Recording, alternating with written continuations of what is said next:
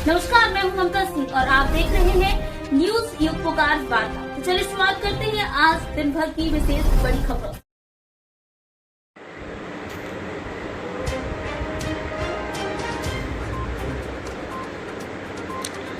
छतरपुर जिला के चंदला में स्वास्थ्य विभाग की लापरवाही सामने आई है। जब प्रसूता को इलाज के दौरान बेहतर इलाज नहीं मिला तो परिजनों ने सीएम हेल्पलाइन में शिकायत कर दी है।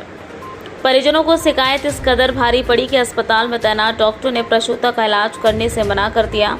ये मामला चंदला से विधायक और मध्य प्रदेश सरकार के राज्य मंत्री दिलीप अहिरवार की गृह विधानसभा चंदला का है, जहां अस्पताल में सुबह एक डिलीवरी हुई थी जिसमें प्रसूता को सही इलाज नहीं मिल रहा था, तो प्रसूता के परिजनों ने 181 सीएम हेल्पलाइन नंबर पर शिकायत दर्ज करा दी थी।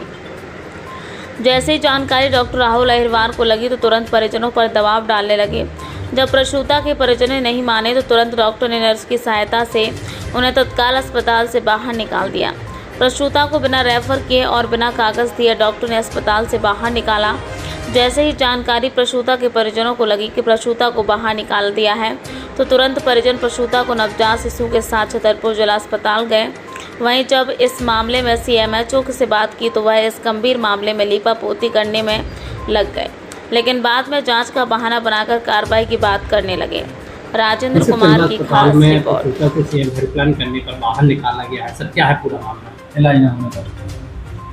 जब ये मामला मेरे संज्ञान में आया तो मैंने बीएमओ से जांच करवाई और बीएमओ के द्वारा जो जांच के उपरांत मुझे बताया गया कि उसमें ये महिला 10:30 बजे प्रातः अस्पताल में भर्ती हुई थी। डॉक्टर द्वारा इसको चेकअप किया गया था और उसको दर्द की शिकायत करने पर दर्द की दवाई दी गई थी, लेकिन फिर उसको पुनः दर्द होने लगा तो उसने सिस्टर से दवाई मांगी, दर्द की दवाई मांगी तो सिस्टर द्वारा दवाई भी दी गई जो बीएमओ ने बताया। लेकिन उसके उपरांत जो भी हुआ हो तो उसके पति और परिजन सिस्टर से अवैध व्यवहार करने लगे और उसमें 181 सीएम हेल्पलाइन लगा दी। उसके बाद जब डॉक्टर को ये मामला बताया गया तो डॉक्टर ने उसको मोबाइल पे कॉल करके बात की, लेकिन उसमें समझौता नहीं होने के कारण उन्हें टीआई को बुलाया। टीआई के द्वारा समझाइश देके उसको पुनः अस्पताल में भर्ती कराया गया। सीएम हेल्पलाइन लगाने के बाद महिला को बाहर निकाला गया तो महिला कैसे आरोप हैं, उस पर दोषियों पर क्या कार्रवाई की जाए? इस बारे में अभी हम परिजन की बयान लेंगे, परिजन जांच करवाएंगे। परिजन के बयान के उपरांत जो भी निष्कर्ष निकलेगा उस हिसाब से नियमानुसार कार्रवाई की जाएगी। क्या नाम है जी आपका? कहाँ के निवासी हैं आप?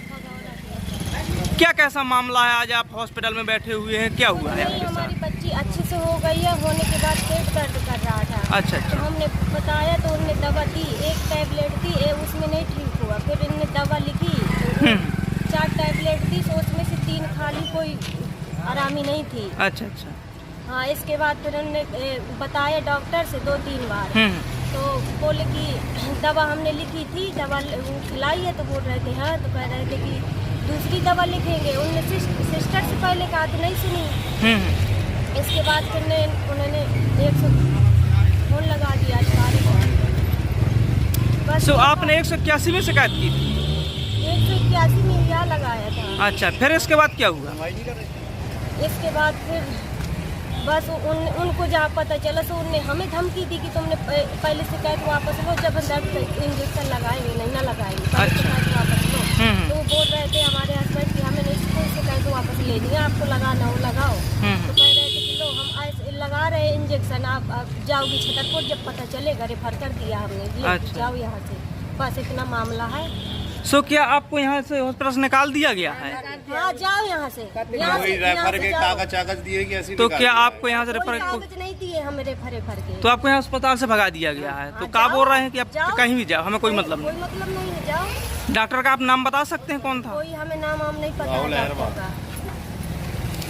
का। तो आप क्या चाहते हैं? हम कुछ नहीं चाहते, हम अपना